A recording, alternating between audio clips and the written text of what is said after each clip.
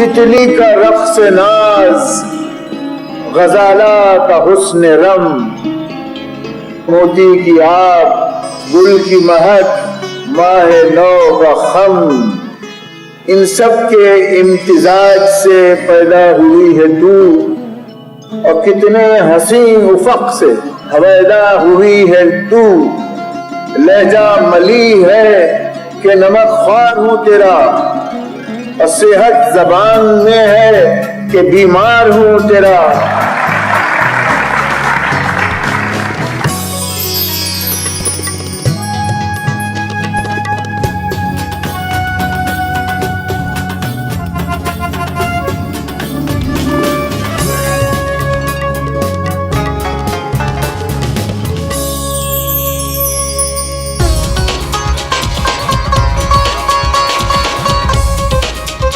Globalisation کا دور تھا، ہندوستان ایک نئے باب زندگی سے روشناس ہو رہا تھا،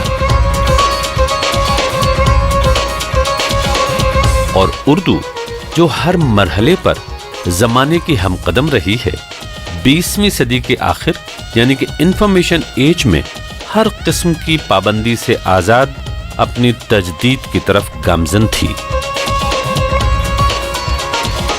زبانیں فقط سرکاروں کے سہارے زندہ نہیں رہتی، زبانیں زندہ رہتی ہیں اپنے بولنے والوں سے۔ وائبرنٹ اور زندہ زبانیں جس طرح اپنا رول ادا کرتی ہیں، اردو بھی ادا کر رہی ہے، لیکن اردو کو جو مشکلات ہمارے ملک میں درپیش ہیں، اس کا پورا اثر ہم یہاں کی اردو کی پوری زندگی پر دیکھ رہے ہیں۔ ایک نیا پن، نئی سمبولزم، وہ جو حرم اور میخانہ تھا وہ چلے گئے ہم، اب محبوب کی گلی نہیں دکھائی دیتی ہے۔ شاعری جو ہے زندگی کو ریفلیکٹ کر رہی ہے۔ اردو ہے جس کا نام ہم ہی جانتے ہیں داغ، ہندوستان میں دھوم ہماری زباں کی ہے۔ خوش آمدید۔ ہندوستان ایک ایسا گلستان جس میں سینکڑوں زبانیں، بے شمار تہذیبیں اور انگنت مذاہب شاد و آباد ہیں۔ اردو ہماری مشترکہ تہذیب کا آئینہ ہے۔ بدلتے وقتوں میں بھی اپنی شناخت برقرار رکھتے ہوئے اردو نے کئی کردار بخوبی نبھائے ہیں۔ کبھی عشق و محبت کی زبان کہلائی تو کبھی انقلاب کی آواز بنی، کہیں دبستان ادب کے دامن کو وسعتیں دیں تو کہیں فلموں کے مکالمات کو سنوارا، اور یہ سلسلہ، یہ روایت آج بھی جاری ہے۔ کسی بھی زندہ زبان کی طرح رواں دواں اور باوقار۔ اردو رسائل چاہے سب لوگ نہ پڑھیں، مگر اردو خبریں اور غزلیں تو سبھی سنتے ہیں۔ آزاد ہندوستان کا شروعاتی دور اردو پر بہت گراں گزرا، لیکن 1980 کی آمد تک رابطۂ عامہ کی اس زبان کے سفر نامے میں نئے اوراق منسلک ہونے لگے۔ غزل کو ایک نئی زندگی ملی اور اردو میں لوگوں کی دلچسپی مزید قوی ہوئی۔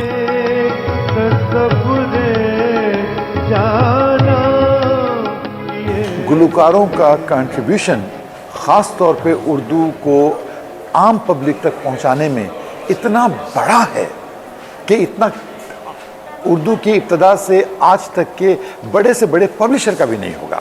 روایت یہ رہی ہے کہ اگر کسی شاعر کے کلام کو کسی گلوکار نے گا دیا ہے تو اس کو ادب سے نکال دیا گیا ہے۔ مجروح سلطان پوری اس کی پرائم اگزامپل ہیں۔ اسی طرح سے ساحر صاحب ادبی شاعر ہیں، لیکن جیسی فلم میں انٹری ہوئی ان کی، خدا کا شکر ہے کہ اب یہ سلسلہ جو ہے چینج ہوتا جا رہا ہے، اور چونکہ میڈیم چینج ہو گیا ہے۔ یہ دور تھا آڈیو کیسٹ پلیئرز کا، پورٹیبل اور سستے ٹیپ ریکارڈرز۔ آڈیو کیسٹس بازاروں میں دھوم مچانے لگے۔ ریڈیو ٹرانزسٹر کے بعد آواز کی دنیا کا یہ ایک ایسا تجربہ تھا جس نے موسیقی اور شاعری کے عاشقوں کو سیراب کر دیا۔ ایک زمانہ تھا کہ لوگ اردو یا تو مشاعرے میں جاتے تھے یا غزل پڑھتے تھے یا شاعری پڑھتے تھے۔ جب رسم الخط کا نالج ہی ختم ہو گیا، علم ہی ختم ہو گیا، تو اس کے بعد کتابوں کا تو چلن ہی ختم ہو گیا، مشاعرے کم ہو گئے، تو عام آدمی اردو شاعری سے جو جڑا ہوا تھا وہ ایک قسم سے الگ ہو گیا, جدا ہو گیا.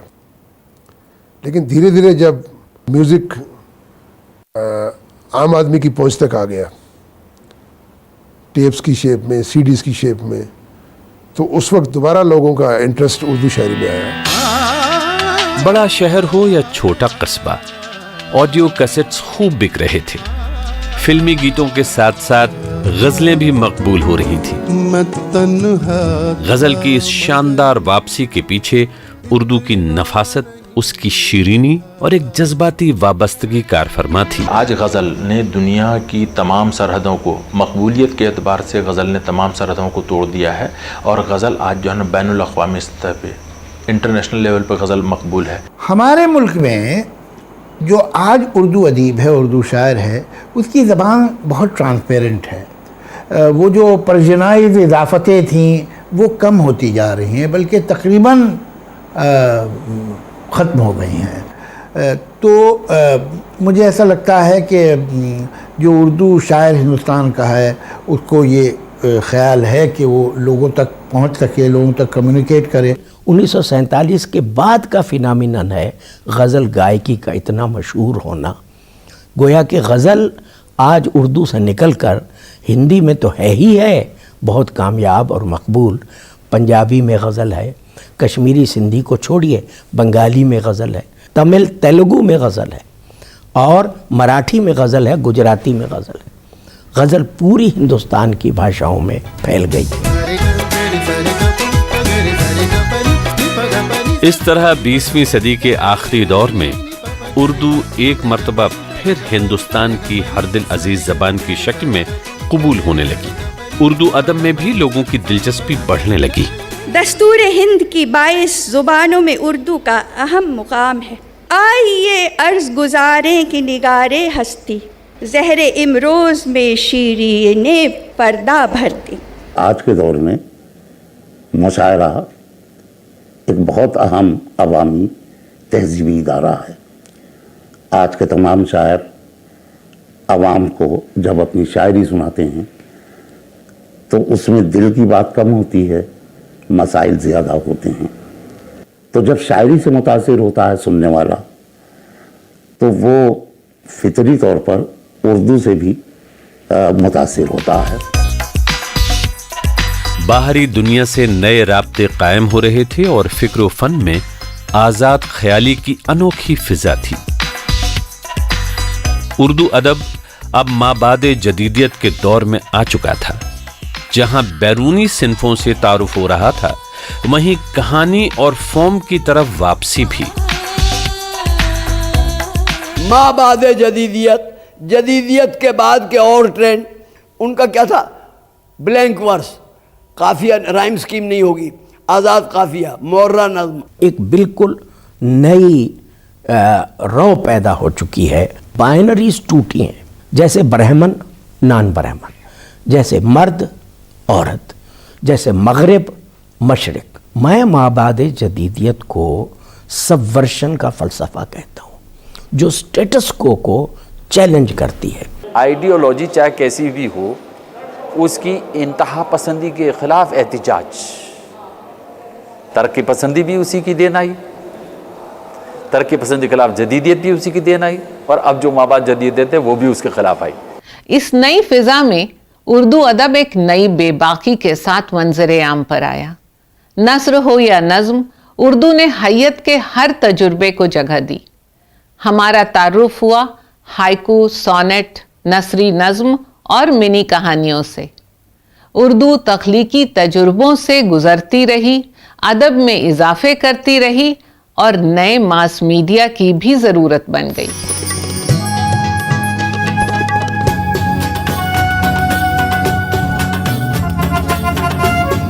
اردو وقت کے تقاضوں کو پہچانتی ہے, اس لیے دیگر زندہ زبانوں کی طرح موزوں ترین بن رہی ہے. صحافت ہو یا گائکی, ٹیلی ویژن ہو یا فلمز, اردو ہندوستان کے ماس میڈیا کی رگوں میں لہو کی طرح رواں ہے. اردو کا ہندوستان میں کافی زوال تو ہوا ہے, ڈکلائن ہوا ہے کافی, مگر اردو اس معاملے میں ابھی بھی پاپولر ہے کہ وہ ایک بڑی پریسٹیجیس لینگویج ہے. ہمارا میڈیا فلم اردو کو استعمال کرنا چاہتا ہے، چاہے ٹیلی ویژن میڈیا ہو چاہے ریڈیو ہو. ہماری فلموں میں اردو بہت استعمال ہوتی ہے. ایٹ رینڈم امیتابھ بچن کی فلموں کی آپ بات کرنا شروع کر دیجئے. مقدر کا سکندر، نصیب، لاوارث، نمک حرام، نمک حلال، یہ ساری اردو کے فریزز ہیں. سن 1982 ذرائع ابلاغ یا ماس میڈیا کے لیے ایک انقلاب لے کر آیا. رنگین ٹیلی ویژن کی آمد ہوئی. ہندوستان یا یوں کہیے کہ نئی دلی ایشین گیمز کی میزبانی کر رہی تھی. تفریحی پروگرام اور سیریلز کی شروعات ہوئی.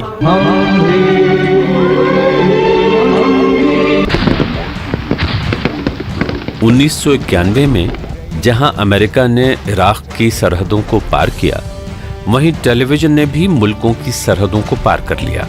سیٹلائٹ ٹیلی ویژن کے ذریعے اس جنگ کا رواں تبصرہ یا لائیو براڈ کاسٹ گھر گھر پہنچا اور ہندوستان میں بنیاد پڑی پرائیویٹ ٹی وی چینلز کی. آج آپ دیکھیں سیلاب سا ہے دیش میں الیکٹرانک چینلز کا. ان کے جو اینکر پرسنس ہیں یا خبر پڑھنے والے جو لوگ ہیں، ان میں کمپٹیشن سا ہے کہ کون اردو کا الفاظ زیادہ استعمال کرتا ہے. کیوں کرتا ہے بھائی؟ کوئی دلچسپی ہوگی؟ ایک دوسرے پر سبقت لے جانے کی جدوجہد میں چینلز کو ضرورت تھی ایک ایسی زبان کی جو زیادہ سے زیادہ ناظرین و سامعین کو اپنی گرفت میں لے سکے. پروگراموں کی کشش بڑھانے کے لیے عوامی میڈیا نے اردو کا خوب استعمال کیا. اپنا شعار عشق تھا، سوداگری نہ تھا. اور اردو نے ایک ایسی زبان کی حیثیت اختیار کر لی جس میں رومان، ادب عالیہ، خبریں، حالات حاضرہ، مشاعرہ، انٹرویو، سب کچھ پردے پر سلیقے سے پیش کیا جا سکے. سیٹلائٹ ٹی وی پر خبریں ہوں یا تفریحی پروگرام، زبان اردو آمیز ہی رہی. ہمارا جو الیکٹرانک میڈیا ہے اس کی کوئی چیز، چاہے وہ سیریلز ہوں، چاہے وہ ہمارے سیٹلائٹ چینلز ہوں، چاہے ہمارا کیبل نیٹ ورکنگ ہو، جو عام جس مکالمے ہیں ان میں اردو کا رنگ ہوتا ہے، گانوں میں اردو کا رنگ ہوتا ہے. ٹیلی ویژن پر اردو کی مقبولیت کے پیش نظر کئی اردو چینلز بھی شروع کیے گئے.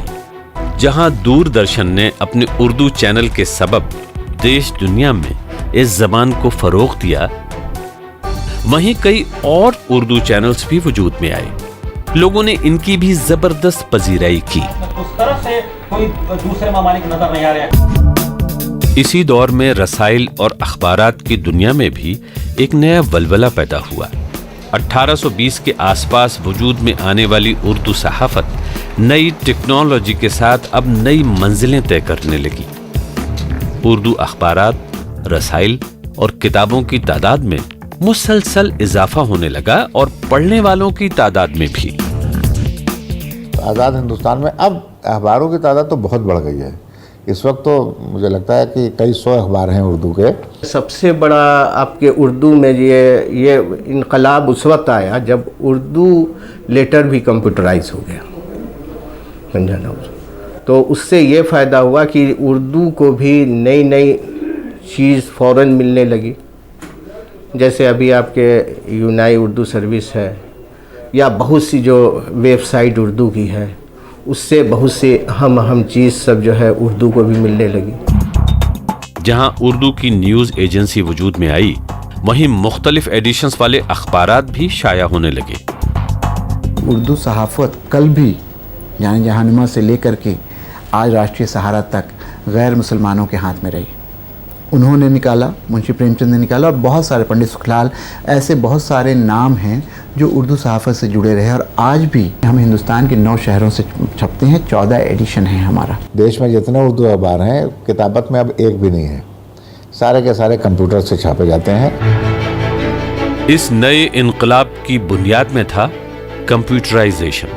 اخبار ہوں یا کتابیں، جو کام اب تک خطاط اور کاتب کر رہے تھے وہ اب کمپیوٹر بھی کرنے لگے، وہ بھی نئے اور خوبصورت خطوط یعنی فونٹس کے ساتھ.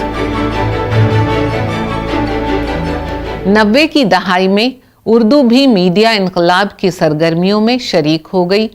اردو نے فلموں، ڈراموں اور ٹی وی سیریلز کو بھی اپنا لہجہ بخشا۔ تعلیم کے علاقے میں بھی اردو اور ٹیکنالوجی کا ساتھ ہوا اور حصول علم کے نئے باب واہ ہوئے۔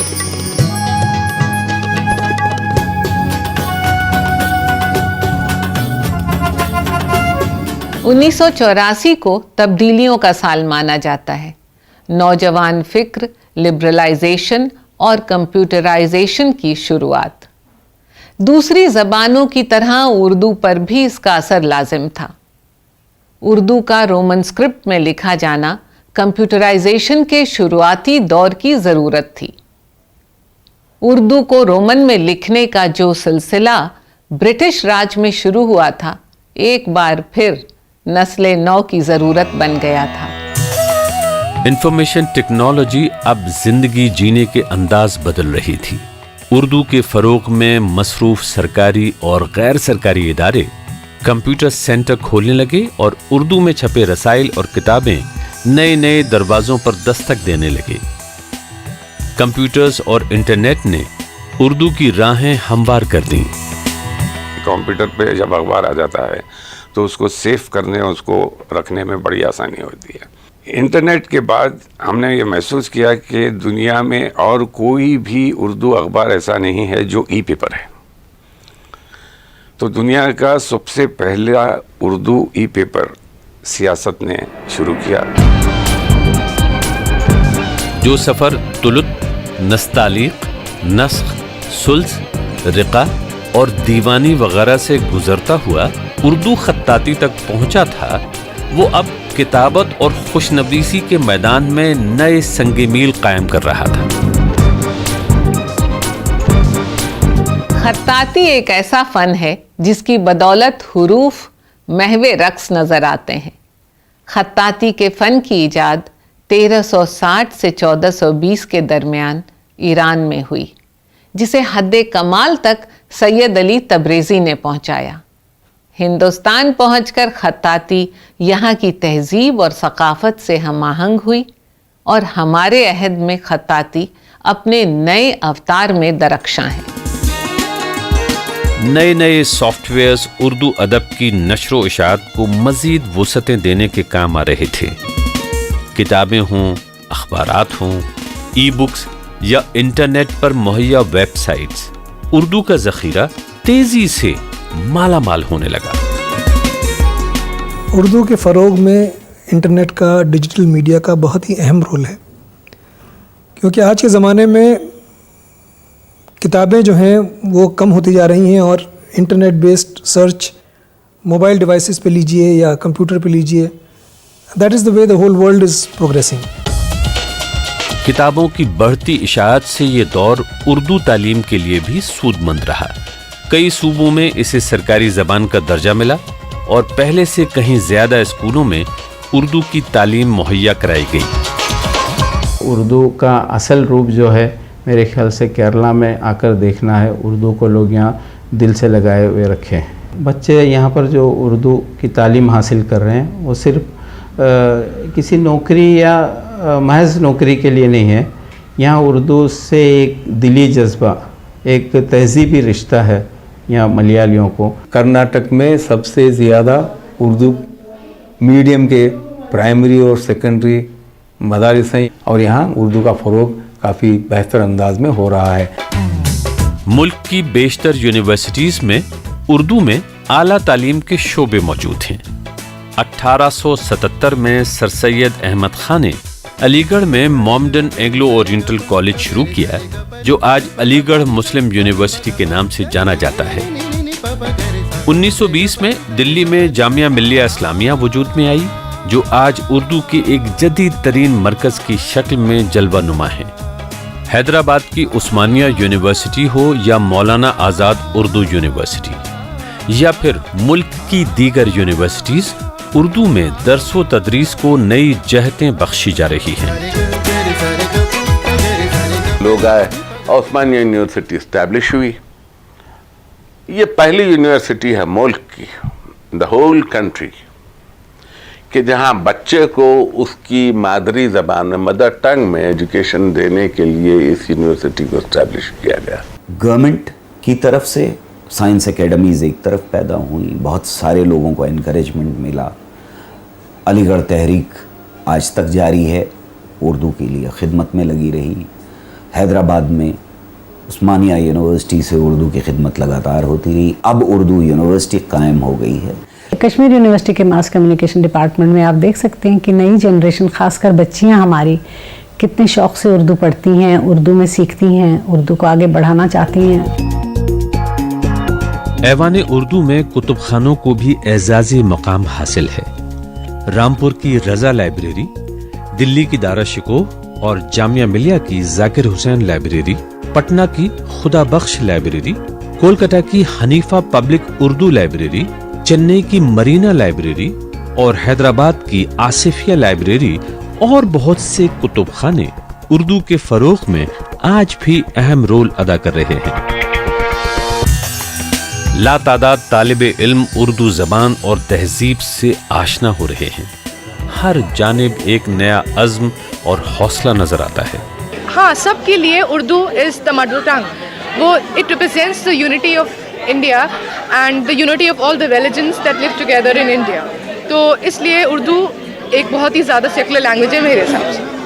کچھ نہ کچھ بات میرے عزم سفر میں ہے ضرور, قافلے بھی میرے ہمراہ چلے آتے ہیں. اردو نے ہمیشہ ہی فکر نو کی ترجمانی کی ہے اور نئی تکنیکوں کو کھلے دل سے آزمایا ہے.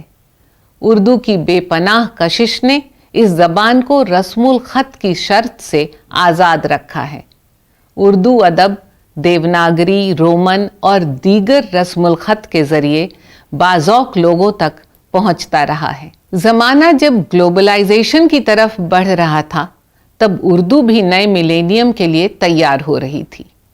نئی نسل کے ساتھ ہم سفری کے لیے زیادہ سفر باندھ رہی تھی. اردو کے اس بانک پن سے واقف ہوں گے داستان اردو کی اگلی اور آخری قسط میں. مسکراتی ہوئی خوشبو میں ملیں گے ہم تم, جھلملاتے ہوئے جگنوں میں ملیں گے ہم تم. خدا حافظ.